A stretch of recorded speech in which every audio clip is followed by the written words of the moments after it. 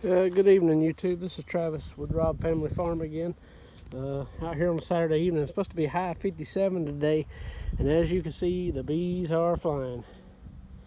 But I've been meaning to record since this morning. It's about 1 o'clock now, but I was gonna start recording this morning and got out here and got busy and working and everything, and forgot all about starting recording some stuff. But right now I cut some logs up. You can see down there, my son started running the wood splitter and getting them logs split.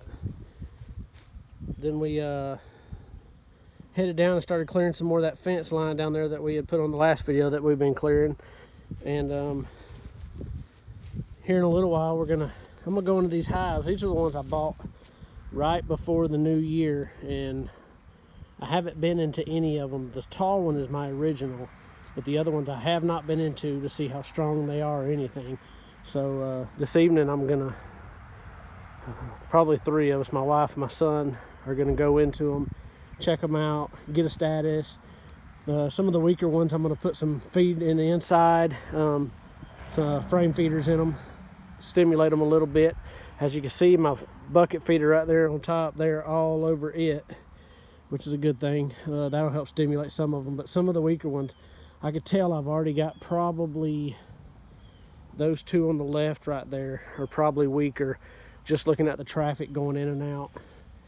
And the ones over here got decent traffic on them. I've got these swapped, some of them facing north, some of them facing south, but I'm kind of staying back because I just got attacked. Some of these bees I'm not sure about. I know some of them are wild swarms that were caught, and they're pretty protective when you catch the wild ones, so I ain't getting too close. That one on the left is probably weak also, and that one out there, it's got some good traffic, but it may be a little weak.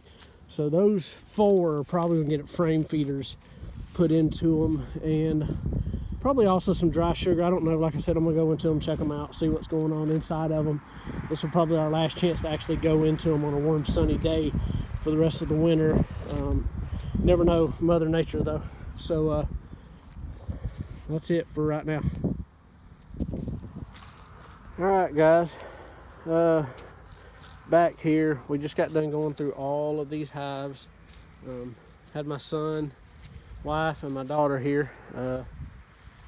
Going through them with me. The first time we've been through the ones that I purchased. Had a warm day today, and had the opportunity to go in them. I wanted to see actually what they were like. Haven't been in them, like I said before, yet. Overall, really good. I was really excited after the first one I opened. Let's see, the first one on the corner right there I opened looked good. The second one, that one right, it's either second or third. I wrote all my notes down, but second or third one, it's got to be dead. They're in there. There's a few bees in it robbing it, but there's no queen, no larva, no nothing.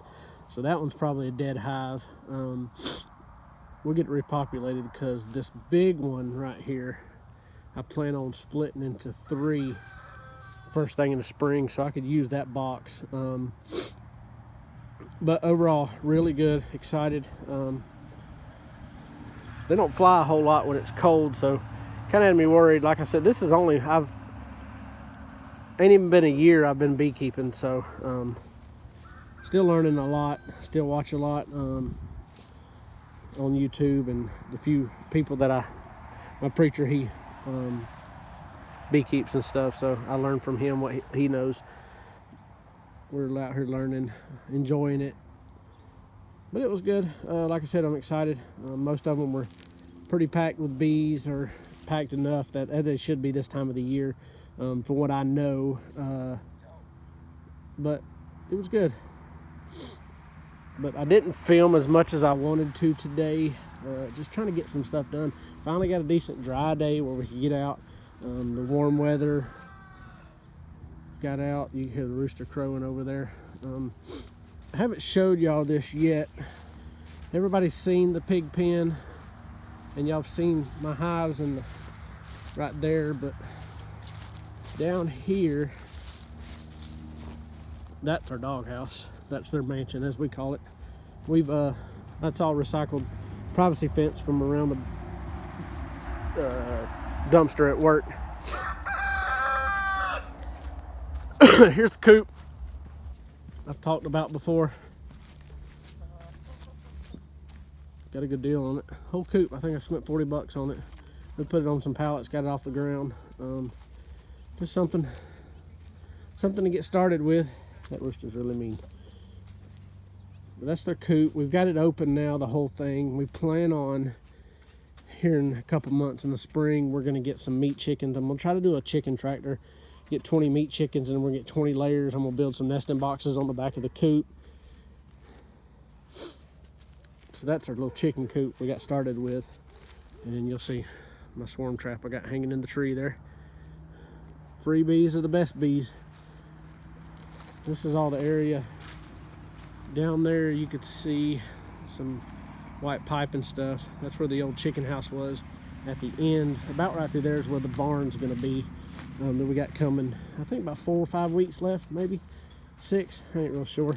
But it's gonna be right down there. Like I said, there's the dog house. And a rooster crowing. I do have a kind of a gravity fed water system. Keeps it, the wife, she mainly maintains the dogs, feeding and watering them, but it keeps them watered, so she ain't carrying buckets of water out here to keep them watered. And what it is right now, it's coming from the spigot at the house. We turn it on, and it comes out from over there at the corner of the house. We turn it on, and it comes out, and it fills this barrel up. And then as the trough that's way down in the pasture down there, you can see it right there, or the dog's water bowl. There's Willie, our little basset hound. You can see that water line comes from right here. So as they got float systems in both of those bowls, so as they drink them and empty them, it'll gravity feed out of that barrel. And we kind of keep it low right now in the winter. That way, if we're expecting a hard freeze or something, I've got a drain system on the lower side where I can just open it up and drain all of the water out of this barrel and out of the line until we get a warm day, and then I can fill it up, and then it goes back to gravity water and everything, gravity feeding all the water bowls. I did get some logs, as I explained earlier in this video. I got logs split up today, and then got my son started splitting. His first time actually running the log splitter. He did good. I actually broke my chainsaw. One of the logs, I had it cut loose and it went to roll, and it was either me or the chainsaw, so I let the chainsaw go and the log rolled over on it. So my little steel farm boss case is cracked. I gotta order some parts. It's still usable, not safely, so I didn't use it a whole lot after. He got him a little pile of wood split today. I got a good many logs cut off of it before all of that happened. There's old Bessie. She's doing good. She's a little hoarse from, we weaned her off of her mama. Y'all seen the video where we released her into the pasture. Weaned her off of her mama, so she's mooed for, I think, straight for 3 solid days, day and night. So she's a little hoarse right now in her voice, but from what I know, talking to a buddy of mine who raises a lot of these cows, he's a lot more knowledgeable than I am when it comes to cows. He said it's pretty normal. So he said give it a day or two and she'll get back to normal. Here's our pasture that y'all have seen. Here's old Cletus. Right there's Cletus. Right there's Eeyore. And then over there is Jezebel. And we did have to do some hoof trimming this morning. Sadie, the goat right here, a little tender. I'm still learning all this hoof trimming stuff, me and the wife. So we trimmed her hooves this morning, got her where she wasn't as, didn't see a whole lot wrong with them. They were just not trimmed right. And like I said, I'm learning and watching videos and getting better. So this evening we got them out into the green pasture that I showed y'all before, tied them out, let them eat some of that green grass. But she looks acts a whole lot better, like she's a whole lot more comfortable. So maybe that helped her. And we're thinking about taking the donkey barn right there. Once we get the barn in here and all the pasture fence up to the barn, thinking about taking that and making it a cover for the round bales, kind of a round bale feeder deal. We could put them in there, keep them out of the rain. They can go in and eat them, stand not in the rain and still be eating. Jezebel, you can come up here? The donkeys don't like me, so I don't doubt if she will. The goats love me, though. Still got my bee suit on. That's Honey. That's Sadie. But the goats love me. But yeah, we're gonna turn that into a round bale feeder once we get the barn in and they can go into the barn and get out of the weather. We'll turn that into that. And then we will probably keep that in here. Probably pull it down on the bottom side down there. The goat, I call it a goat barn, but probably keep it in there and use it for now. Who knows, may tear it apart and recycle it, use it for something else. I will reuse everything 50 million times till it ain't reusable no more. There's the dogs. That's the dog house I was showing you just a minute ago. And that big black one, that's Sam, and then that's Honey going back in, the little dachshund, little wiener dog. That's their pen. That was where we had the goats until we got the pasture done. So it's in there. In case we need like a weaning pen or something, we can move the mom and the baby back over there, close that gate, and then the dogs can't get to them. That's it for now. We're going in to eat dinner, get ready for church tomorrow. Thank y'all for watching. Like, subscribe, whatever you want to do. And again, I thank y'all for watching, taking your time. You're hearing me ramble. Y'all have a good weekend.